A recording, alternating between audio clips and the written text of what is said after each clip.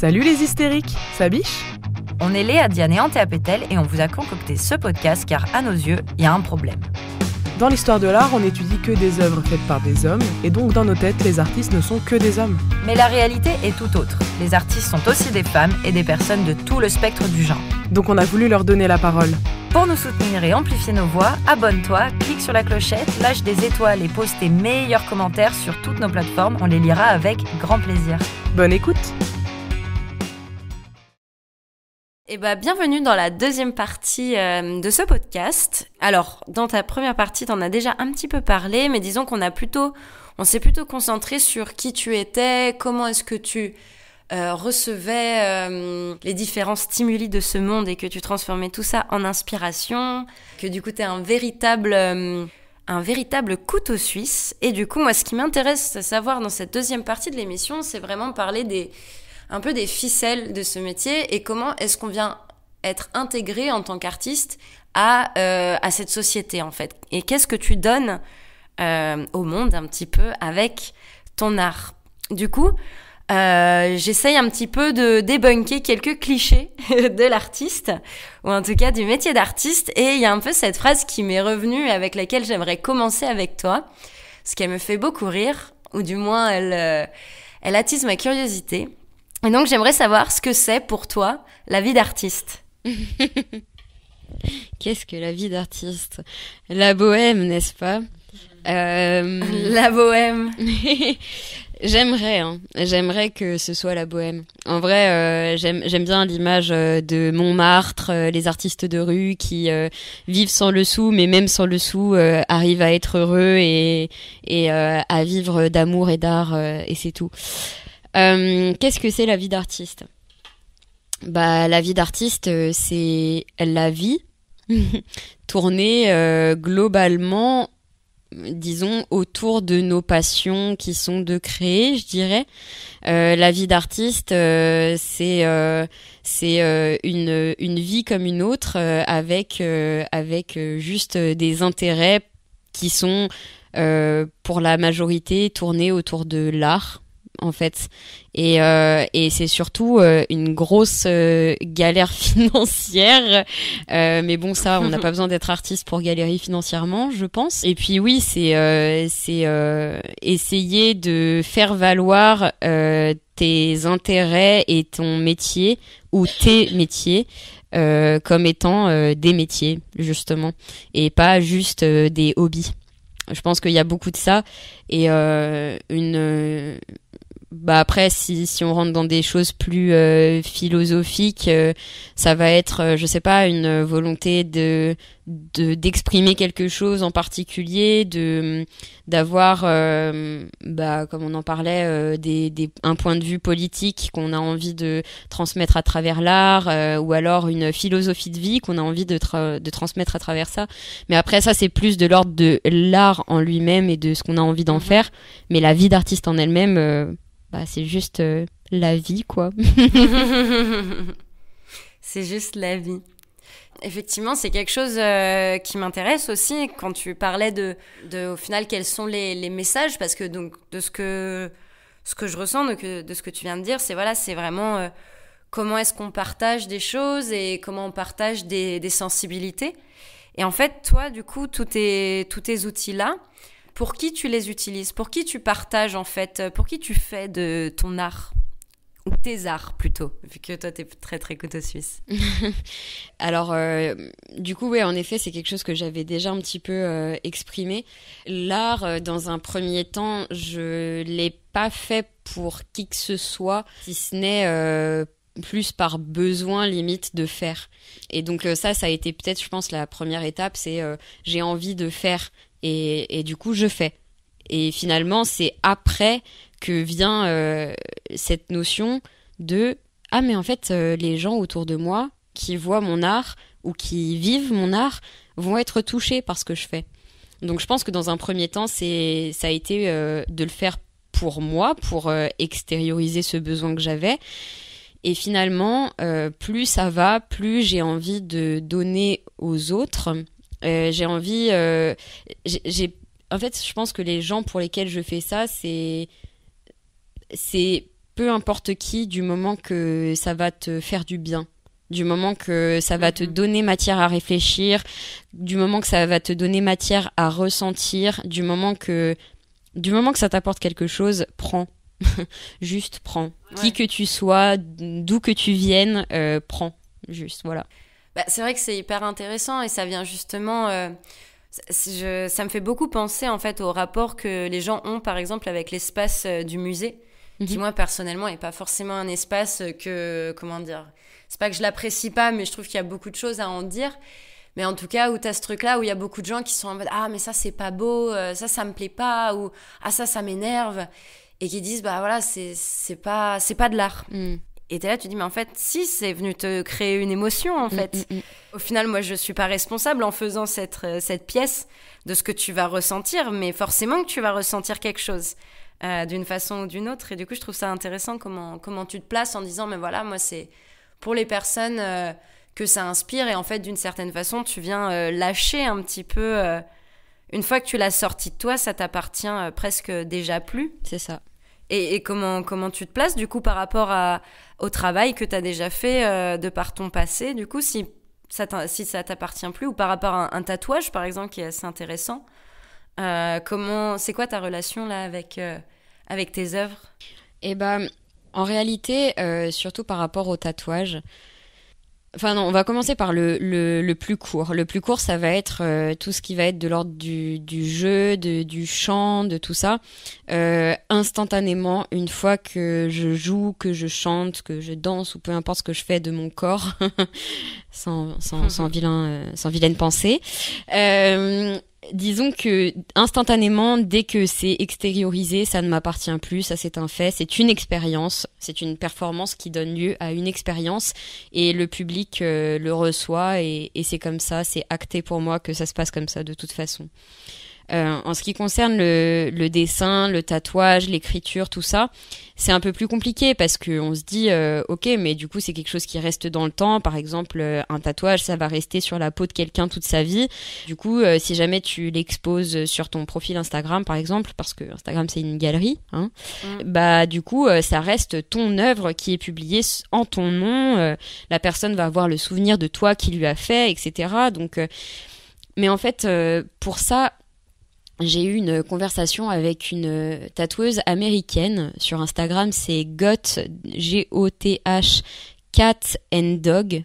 Et je vais me permettre juste d'aller dans notre conversation pour pas trop déformer ses propos, mais c'est juste qu'elle l'a tellement bien dit que... Enfin voilà, on a eu une conversation justement par rapport à comment est-ce qu'on ressentait le tatouage une fois qu'on l'avait fait. Comment est-ce qu'on ressentait le tatouage tout simplement quoi. Et cette personne a dit très justement, je vais faire une traduction en instantané parce qu'on parle en anglais. Alors je me reprends, c'est Goth Cat Dog, G-O-T-H, cat comme un chat, dog comme un chien. Et donc en gros je lui disais que pour moi le tatouage c'était au-delà de l'acte du dessin, que c'est un art, une action, des mots, une énergie, tout ça ensemble. Que le tatouage, c'est multiple finalement. C'est pas juste l'acte de tatouer, c'est bien plus que ça. Et donc elle me dit exactement, le prestige n'est pas dans le tatoueur, c'est que le tatouage n'a jamais été fait pour élever le messager des marques, mais celui qui les détient. Et je trouve que c'est exactement comme ça que je vois les choses. C'est-à-dire que je lui ai dit, même tu t'as tout dit, t'as mis des mots sur comment je ressentais les choses. C'est en vrai, le tatouage, je le vois comme je le fais pour la personne qui va le porter. C'est-à-dire que au moment où je le fais, déjà il y a ce truc qui se met en place où l'encre que je vais mettre dans la peau de la personne, bah déjà elle est plus dans mon gobelet. Elle est plus sur mon aiguille, elle est dans la peau de la personne. Donc à partir de ce moment-là, il y a ce truc un petit peu symbolique où je suis rentrée dans sa peau, mais finalement ce n'est même plus moi, ça fait partie de cette personne-là. Et donc le but, ça va être que ce tatouage va apporter à la personne. Ça va par exemple sublimer une partie de son corps qu'elle n'aime pas, ou alors ça va être le symbole de quelque chose de profond, ou alors au contraire c'est juste un truc rigolo mais que ça va marquer un moment de sa vie. Enfin voilà, en fait mon tatouage, une fois que je l'ai fait, même pendant que je suis en train de le faire, il appartient au tatoué. Il m'appartient plus à moi. Ouais, c'est vachement intéressant. Bah justement, en fait, c'est un petit peu comme... Enfin, ça me fait penser à des psychologues, par exemple, tu vois, qui sont là, qui t'accueillent, qui accueillent ta pensée, mais au final, qui t'aident. Mais ta pensée ou leurs conseils, tu vas les garder avec toi pendant longtemps. Et au final, eux, Enfin, c'est un peu tous ces métiers-là d'écoute, de partage, d'aider les gens, parce que c'est vrai que le tatouage est très connecté à des moments importants de la vie des gens, et c'est très symbolique comme métier. Et t'en parlais un peu tout à l'heure, du coup, ce rapport entre la thérapie et le tatouage, comment ça s'entremêle un peu tout ça pour toi? Bah, c'est c'est assez évident que chaque personne qui va venir se faire tatouer aura un petit peu sa propre approche. Moi, j'ai toujours la même au fond de moi. J'essaye quand même de m'adapter à la personne. C'est-à-dire que si quelqu'un vient me voir en me disant ah bah moi j'ai juste envie d'une petite fleur parce que je trouve ça mignon et ça va faire joli. Bah ok, j'accepte. Mais de toute façon, il y aura un échange. On va discuter. Je vais mettre un dessin sur ta peau qui va y rester toute ta vie. Donc mon but, ça va être à ce moment-là de faire en sorte que la personne se sente au mieux. Et parce que ma seule envie, c'est qu'elle garde un bon sentiment, un bon souvenir, et qu'elle passe un bon moment. Enfin, je veux dire, si jamais il s'avère que je suis hyper froide et austère, ça va être un terrible souvenir pour cette personne. Donc non, moi j'ai envie que la personne se sente le mieux possible et que elle puisse à ce moment-là vraiment se dire ok, donc là je passe un moment où je me reconnecte à moi-même grâce à cet acte du tatouage. Donc moi finalement je suis qu'un vecteur, c'est-à-dire que souvent bah oui, je vais avoir des gens qui vont me raconter un truc qui va leur passer par la tête. Disons que je suis pas forcément fan des moments où on discute de la pluie et du beau temps, parce que bon bah au moins ça permet à tout le monde d'être à l'aise, hein, parce que c'est un truc, on se mouille pas trop. Mais disons que dans mes échanges humains, bah j'ai vite envie qu'on passe à autre chose et qu'on parle de trucs plus profonds, quoi. La hantise des small talk. Je comprends tellement.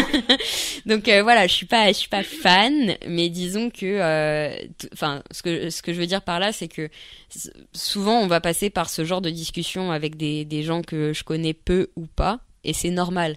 Parce que c'est une étape intermédiaire, voilà. Et puis même, il y a des gens qui vont pas vouloir en sortir, et tant mieux. Enfin, je veux dire, s'ils se sentent mieux comme ça, je le respecte aussi. C'est-à-dire que si t'as pas envie d'aller en profondeur et que t'as juste envie de passer un moment tranquille où tu parles pas, si tu n'as pas envie de parler, c'est ok aussi.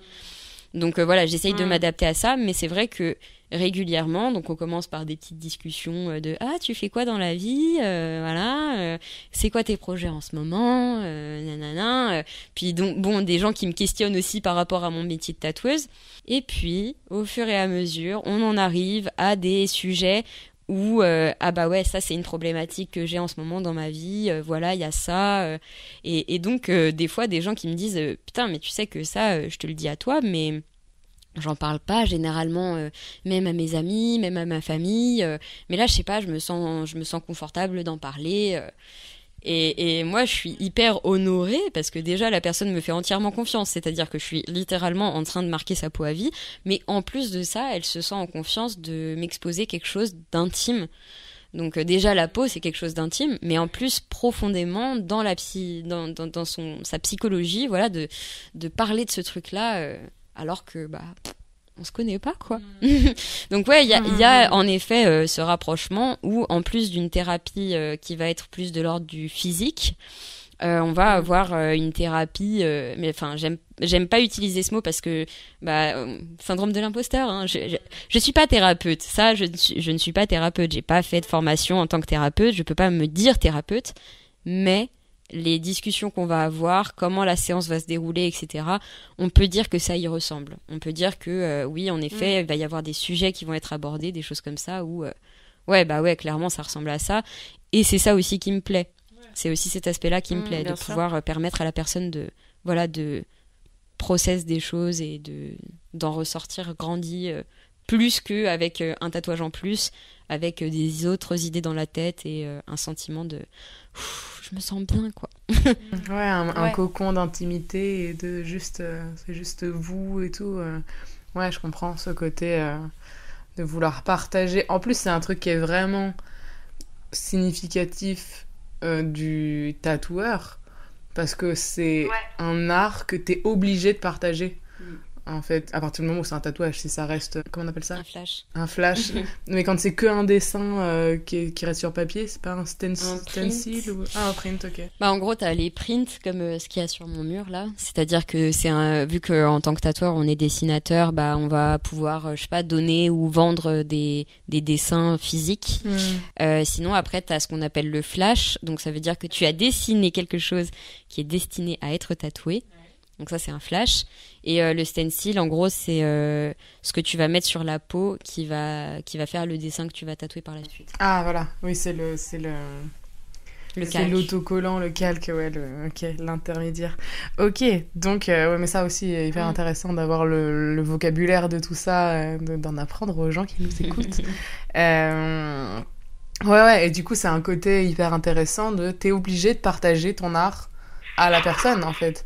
Alors que si c'était un tableau, t'aurais pas besoin de parler avec ta toile, en fait. Tu serais pas obligé de dire alors, qu'est-ce que tu fais en ce moment ? Est-ce que t'es plus coton ? Dis-nous tout. Ça fait mal. Voilà, donc c'est aussi significatif de la personne que tu es aussi, de vouloir, et tu l'as dit dans la première partie, ça, mais de vouloir donner, faire, partager, et d'être pas seulement dans le don, mais d'aussi recevoir une énergie et quelque chose de quelqu'un qui te partage certaines choses. C'est trop chouette. Je suis désolée parce que du coup, je suis un petit peu là à casser le sens de votre podcast, mais je pense que de toute façon, les deux parties sont tellement liées pour moi. C'est-à-dire que c'est aussi dans le don que je vais être inspirée, quoi. Et c'est aussi dans l'inspiration que je vais avoir envie de donner. Donc, c'est des choses qui sont tellement entremêlées pour moi que, voilà, il y a un truc où certainement je vais peut-être plus parler de don dans le podcast précédent et plus d'inspiration dans celui-là, tu vois. On prend tout ce qui vient. Ça marche. En même temps, qu'attendons-nous d'un couteau suisse, j'ai envie de te dire, qui vienne nous tailler tout ça en pièces et après on fera un puzzle, t'inquiète, on sera créative, il n'y a pas de souci. Non mais justement, je trouve que c'est vachement intéressant cette place du tatoueur dans la société, parce qu'on parle du coup, cette partie elle est vraiment plus générale sur... la place des artistes, mais en même temps, les artistes, c'est plein de métiers. Et je trouve que le métier de tatoueur est quand même très particulier. C'est quand même l'un des rares métiers où tu as le droit et la chance de passer un moment aussi avec la personne, avec l'artiste que tu fais travailler. Tu vois, c'est que on parlait par exemple hier on parlait avec Malvina de son rapport aux commandes, parce qu'elle est illustratrice. Mais du coup, forcément, quand t'es illustrateur, c'est plutôt des allers-retours que tu viens faire avec tes clients. Là où toi, tu as leurs jambes, leur peau à 2 cm de ton nez pendant 2 heures, 3 heures, 4 heures, en fonction de la pièce. Et c'est vrai que je trouve que c'est vachement intéressant. Vous êtes un peu une catégorie assez rare d'artistes qui est totalement nez à nez directement avec son public, dans un rapport très intime d'un rapport 1-1, quoi, au final. Parce que les chanteurs, ils ont une foule devant eux. Le cinéma, c'est coupé par l'écran. Donc, je sais pas, je trouve ça vachement intéressant. Je sais pas ce que t'en penses, mais c'est vrai que vous êtes très exposé directement à votre public. Je sais pas comment c'est à gérer, justement. Comment est-ce qu'on gère ça ? Justement, ce que je me demande, c'est est-ce que c'est trop, du coup, d'avoir carrément d'être nez à nez tout le temps avec son public, ou comment est-ce que ça se gère, du coup, parce que tu as beaucoup de retours, tu as aussi tout le langage corporel des gens qui, des fois, peuvent avoir du mal à dire quelque chose, mais tu ressens leurs émotions. Comment ça se vit, ça, au quotidien ? de recevoir autant? Et bah du coup, c'est hyper formateur parce que en effet, il y a ce truc où on est tellement dans un rapport intime que là, tu peux pas échapper aux émotions. Enfin, comme tu l'as dit, on sait, hein, on sait tous, l'hypersensibilité, c'est pas évident à gérer. Et je pense que en réalité, le fait de tatouer, ça m'aide beaucoup à gérer cette hypersensibilité. Parce que j'ai pas le choix. Enfin, genre, j'ai pas le choix que de mettre un petit filtre en plus pour pas me prendre tout en pleine gueule. Et donc, c'est hyper formateur. Je pense que c'est aussi là où j'arrive à exprimer le plein potentiel de ce que c'est que la sensibilité, l'hypersensibilité, de se dire... ok, bah là, c'est au service de cette personne-là. Je vais pouvoir utiliser cette sensibilité-là pour cette personne-là. C'est-à-dire que, bah ouais, on est dans une situation telle que, bah là, ok, je vois comment je peux faire pour que, au lieu de seulement subir, je puisse, en faire quelque chose, quoi. Ça se gère, ça s'apprend, en fait. Je pense que... J'essaye, c'est ça, de mettre de plus en plus de filtres. Il y a des moments où je suis un petit peu dans ma tête aussi quand je tatoue. Et je pense que c'est un moyen pour moi de me protéger dans ces moments-là. C'est-à-dire de laisser la personne parler, dire ce qu'elle a à dire. Et vu que je suis en même temps concentrée sur le dessin que je suis en train d'effectuer, ça me permet peut-être aussi de me protéger de tout ça. C'est-à-dire que je reste quand même à l'écoute, mon oreille écoute, mon cerveau intègre, mais ma partie la plus consciente, elle est quand même sur le dessin au moment donné. Et donc, au moins, j'ai cette espèce de recul qui va faire que je vais pas être totalement dedans. Et puis voilà, je pense que ça se gère comme ça pour moi en tout cas. Je sais qu'il y a d'autres artistes, ils vont avoir tendance à pas du tout parler, par exemple. Donc si jamais toi en tant que tatoué t'as envie de parler, tu peux, il y a pas de souci. Mais souvent ils vont être dans leur truc et puis voilà, point. C'est aussi une forme de protection, mais chacun son approche. Mais ouais, voilà, c'est vrai que c'est aussi pour ça, tu vois, je disais dans la première partie que j'avais envie d'avoir un endroit où travailler.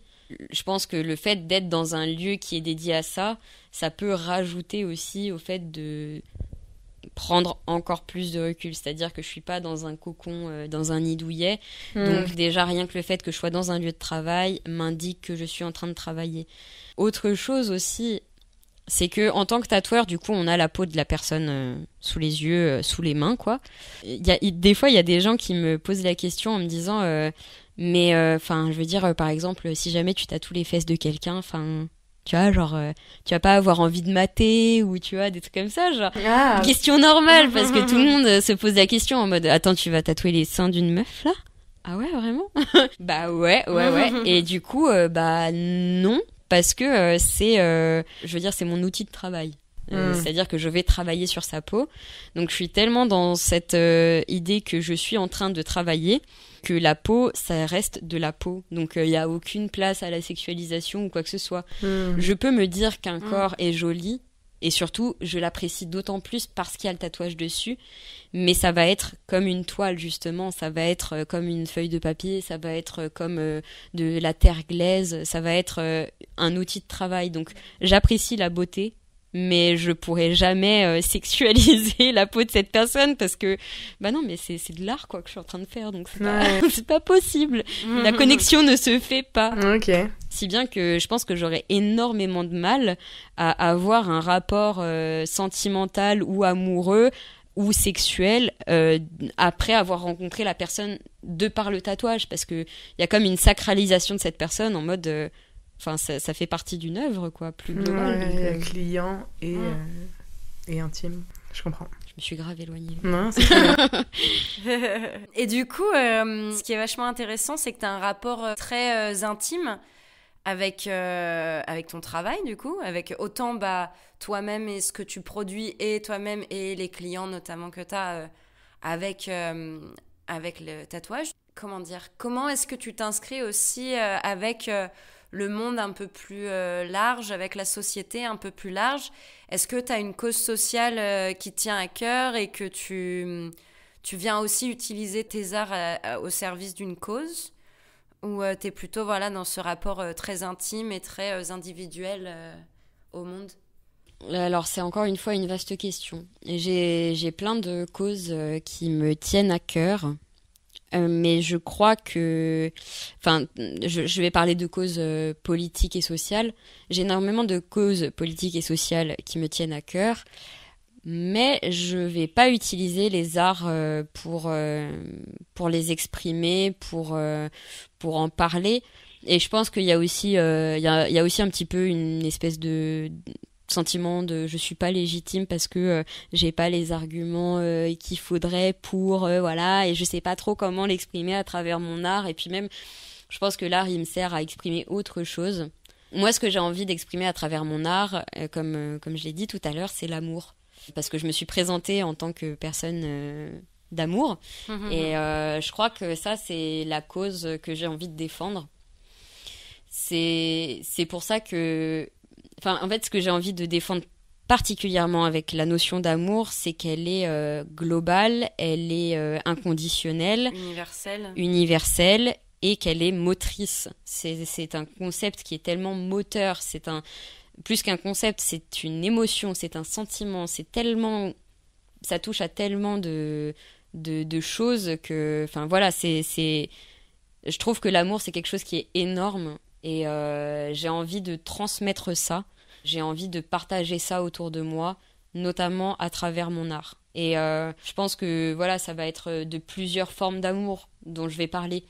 En l'occurrence, avec le tatouage, ça va être l'amour de soi. Voilà, le fait de, comme je disais tout à l'heure, d'apprécier son corps, d'aimer le moment qu'on est en train de passer. Enfin, je pense que ouais, c'est vraiment ça que j'ai envie de partager à travers mon art, sous toutes ses formes d'ailleurs. Même dans les autres formes d'art, c'est ça qui ressort. Ça va être l'émotionnel, ça va être la force des émotions, ça va être la sensibilité, ça va être l'échange.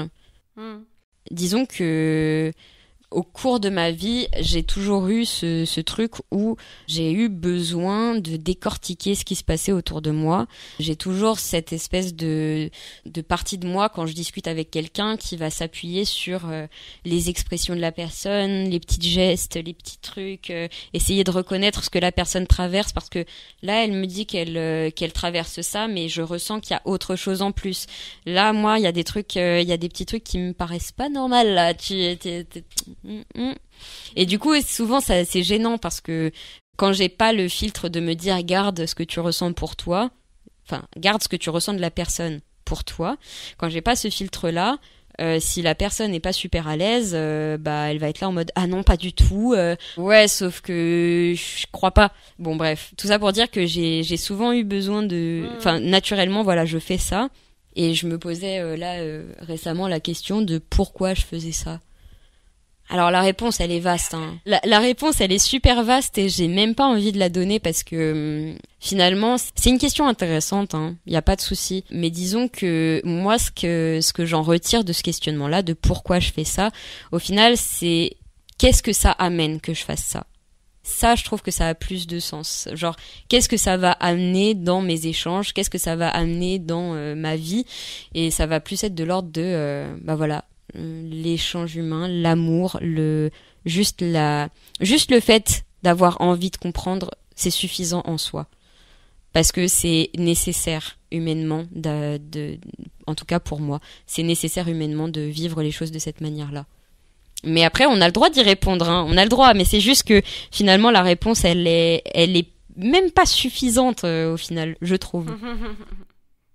Non, mais justement, je trouve que c'est très très légitime tout ce que tu viens de dire et ça m'a fait penser en fait. Alors je sais pas si j'invente un terme, je ne pense pas, mais je m'y connais peu. Mais j'ai l'impression que tu fais un peu une sorte d'art spirituel, ou tu vois des arts spirituels.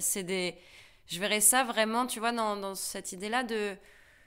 Peut-être que tu n'as pas une cause pour laquelle tu utilises ton art à ce service, mais plutôt voilà, une sorte de cause beaucoup plus globale et plus universelle, en fait, de juste se dire, bah voilà, aimons-nous et voyons comment est-ce qu'on peut venir utiliser nos émotions pour nous soigner et prendre soin de nous. Donc, je trouve ça quand même vachement intéressant, ce rapport très spirituel. Alors, je sais pas si c'est quelque chose que tu as hérité de ta famille, de ce que j'ai compris. C'est que vous êtes quand même assez ésotérique, ou je sais pas comment le dire, dans ta famille.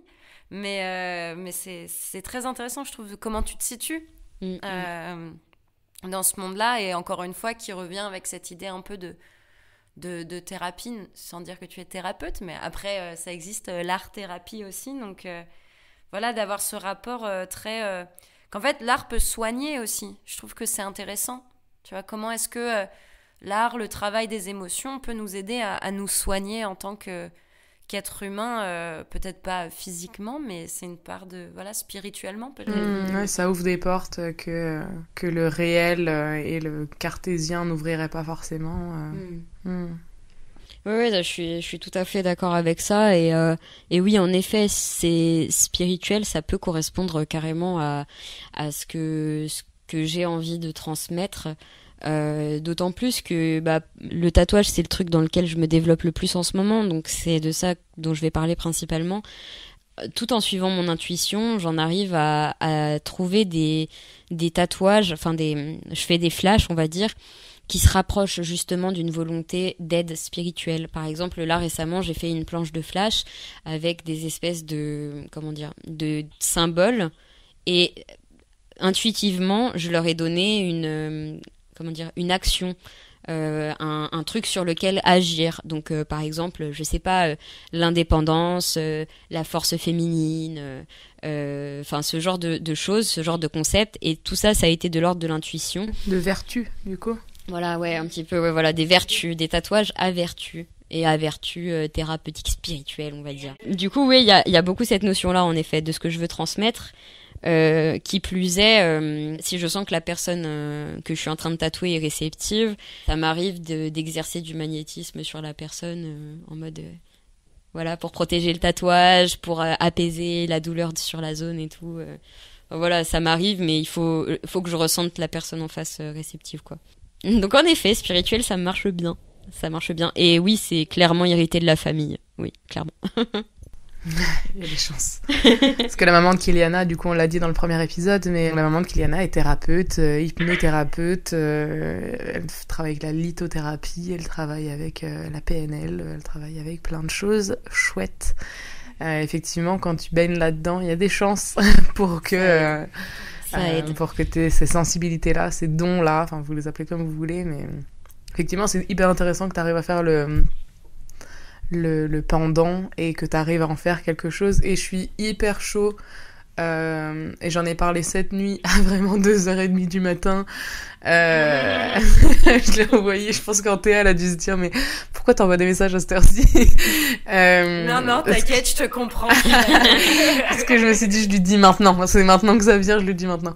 Parce que il y aura des épisodes hors série sur l'artivisme qui seront tenue par Antea, et j'ai grave envie de faire la même chose pour moi, mais en parlant d'hypersensibilité dans l'art. De qu'est-ce que t'en fais quand ton métier te demande d'avoir une introspection et ton métier te demande de te connaître et tout, et qu'en même temps ton corps et tes ressentis et tes émotions sont exacerbés et tu ressens tout fois 1000, et comment est-ce que tu arrives à gérer entre ces deux trucs-là? Donc, je pense qu'on en reparlera avec grand plaisir, toutes les deux. Avec grand plaisir, oui.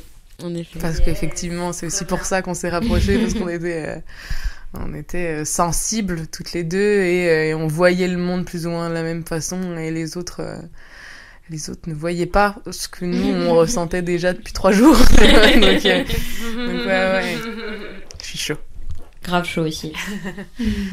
Trop cool. Et donc du coup, pour finir un petit peu avec une ouverture ou une cristallisation de tout ce qu'on vient de dire, et aussi pour lever un peu nos doigts à cette situation de crise du Covid, qui a mis en lumière pas mal de questionnements par rapport à notre métier.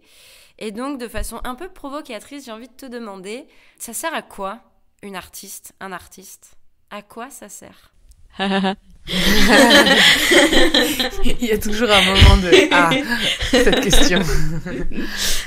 Il y a une part de moi qui aura toujours envie de dire « Ouais, mais ça sert à rien ». Ça, c'est dans les grands moments de doute. À quoi ça sert ? Je pense qu'il y a énormément de choses à dire autour de ça. Il y a le fait que parfois... alors moi, là, je vais me situer en tant que spectatrice des artistes. Moi, je sais que les artistes, ils me permettent de ressentir... de trouver une imagerie, des mots à des émotions que je peux ressentir. Ou alors, ils vont me permettre d'avoir un témoignage de quelque chose. Donc, ça va être, je sais pas, un événement historique ou alors, une situation. Le Covid nous l'a bien montré d'ailleurs. Hein. Les artistes ont été extrêmement inspirés, étrangement. Donc, ils vont me permettre de comprendre le monde dans lequel je vis. Par des biais qui sont autres que des livres, des manuels scolaires. Ils vont me permettre de m'évader, ils vont me permettre de me rassurer ou au contraire de me dire oulala, faudrait peut-être que je me pose des questions. Ils me font réfléchir, ils me permettent de m'ouvrir au monde, mais aussi à qui je suis, à mieux me comprendre et à mieux comprendre où je me trouve et qu'est-ce qui se passe. Ils me permettent parfois d'être en colère contre les injustices ou alors au contraire de me donner espoir en l'humanité. On peut continuer longtemps, hein. Ouais, c'est trop bien. Mais voilà. Je bois tes paroles. Ouais, de ouf, pareil.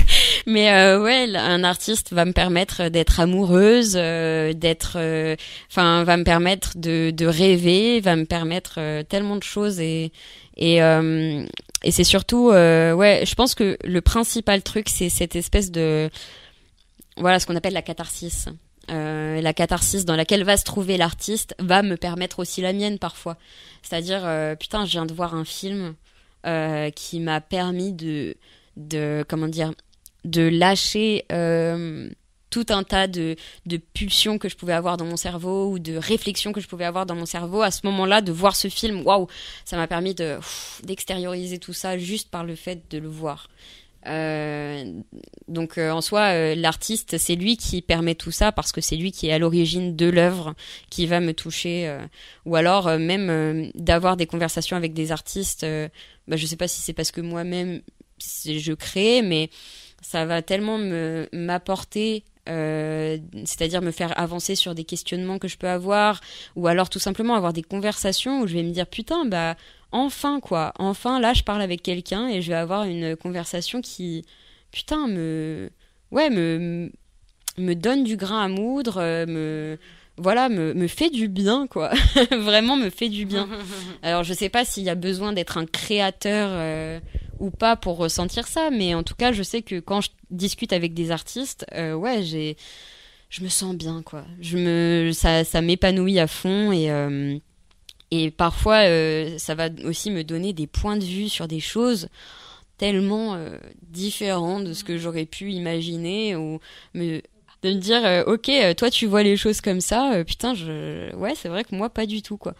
Et je pense que ça la vision du monde c'est ça, d'accord, ouais. J'aurais jamais imaginé. Ça c'est le cas de personnes, qu'elles soient artistes ou non, mais c'est vrai que souvent je retrouve ça chez les artistes, ce truc où assez naturellement elles ne vont pas hésiter à te parler d'un truc que ce soit correct ou pas, que ce soit dans la norme ou pas. Et donc, en tant que personne qui se sent en décalage, je vais me dire « Oh putain, yes, ça fait du bien là, tu vois. » Je sais que je me sens en décalage, mais de voir une autre personne qui, elle aussi, se sent en décalage, yes, merci, quoi. Soyons tous des weirdos ensemble. Merci beaucoup pour tes réponses. Et du coup, justement, est-ce que tu aurais une personne que tu connais qui t'inspire, je sais pas, que tu souhaiterais qu'on invite pour un prochain épisode de Hystériquement Vôtre pour poser toutes nos petites questions? Et bah en fait, j'allais proposer une personne que vous avez déjà interviewée, qui est Astrée, voilà, que j'aime très fort. Je te fais des bisous, Astrée. Donc je propose pas Astrée finalement parce que c'est déjà chose faite. Du coup, bah là la première et du coup on l'a fait en avance. C'est ça. On est dans ta tête. Ça. Et du coup, bah écoutez, là la personne qui me vient assez naturellement, c'est une tatoueuse avec laquelle on a des projets en commun. Enfin voilà, on s'entend bien. C'est une personne formidable. C'est Rachel ra.dot.e sur Instagram, donc qui est aussi sur Lyon, qui est une personne absolument formidable, et je pense que ça pourrait être très très intéressant de discuter avec. Voilà. Qui est française. Oui. Ok. Oui. Parce que on l'a pas dit, mais ça peut être en anglais, ça peut être en italien, ça peut être voilà. Parce que la majorité, je pense, ce sera en français. Mais vu qu'on est toutes les deux fluent, on peut carrément s'ouvrir à d'autres personnes avec les magies de l'internet mondial. D'ailleurs, suivez-moi sur Instagram, je m'appelle Trippy Hazard, TRI2PY-Hazard, HAZARD. On mettra toutes tes informations en description. En tout cas, merci beaucoup d'avoir passé ce temps avec nous et d'avoir répondu à toutes nos petites questions. C'était vraiment hyper enrichissant d'avoir ton retour et ton avis en tant que couteau suisse. Moi, c'est ça que je retiendrai. Tu es un véritable couteau suisse. Merci beaucoup pour aujourd'hui et à très bientôt. Bah merci beaucoup à vous et puis continuez à faire ça, c'est vraiment super cool. Merci pour cette plateforme et puis à très bientôt, j'espère. Merci. Salut. Waouh, t'es arrivé jusque-là. Merci. Tu pourras trouver toutes les références du podcast en description. Pour en savoir plus et retrouver les artistes, va faire un tour sur notre Instagram. Et pour nous soutenir et amplifier nos voix, abonne-toi, clique sur la clochette, lâche des étoiles et pose tes meilleurs commentaires sur toutes nos plateformes. On les lira avec grand plaisir. Peut-être que le prochain épisode sera sur toi. N'hésite pas à nous proposer tes arts, tes œuvres, ton toi quoi. Pour finir en douceur, voilà une petite surprise chantée par Léa Diane, accompagnée de l'invité du jour. À mercredi prochain pour un nouvel épisode. Ni muse, ni soumise, hystériquement vôtre.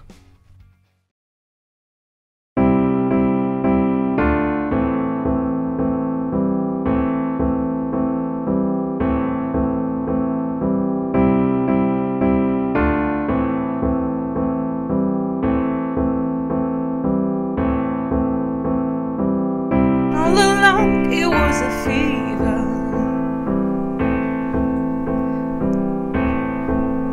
a cold sweat, hard-headed believer. I threw my hand in the air and said, show me something. He said, if you dare, come a little closer.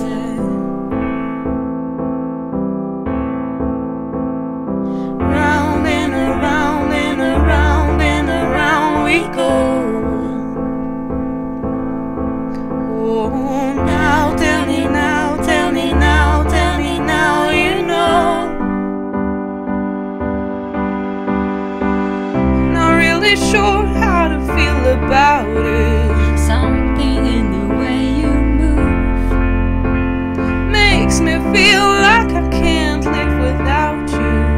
And it takes me all the way. I want you to stay.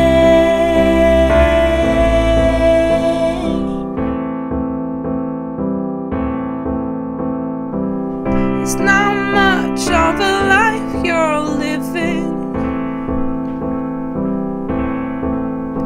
It's not just something you take, it's given.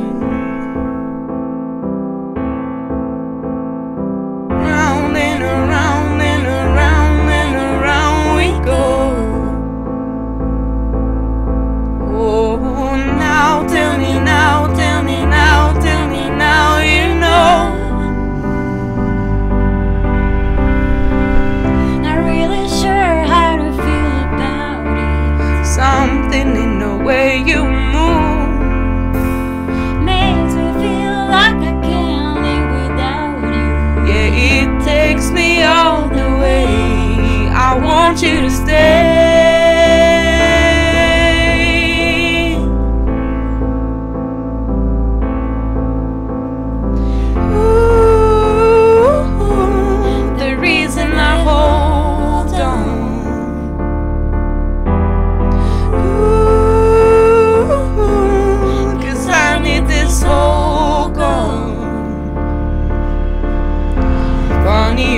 broken one, but I'm the only one who needed saving.